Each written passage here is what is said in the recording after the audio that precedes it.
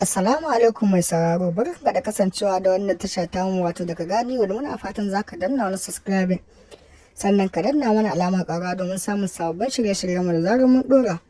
To fa, 'yan Najeriya halin farin ciki ya same ku a sakamakon shugaban ƙasar Najeriya Ahmad Bola Tinubu yanzu shine shugaban ECOWAS, amma har yanzu dai Niger tana nan da cike da jin haushin 'yan Najeriya. Wato Ahmad Bola Tinubu ya haɗa rundunar sojoji, an yi training sosai domin ana so a je a yaƙi sojojin tofa. Ƙasar Burkina Faso da ƙasar Mali ta ce duk ƙasar da ta yi yunƙurin kai wa Nijar hari ita za ta yi rigima.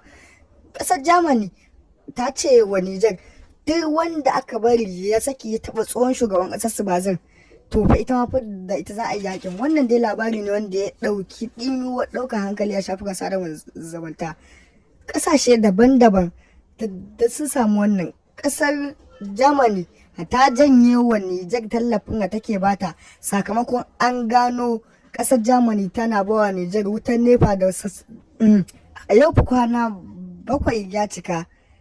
Kwana bakwai ɗin ya cika da ECOWAS ta bawa ƙasar Nijar sakamakon a maida tsohon shugaban ƙasarsa a ɗauko shi a maida shi.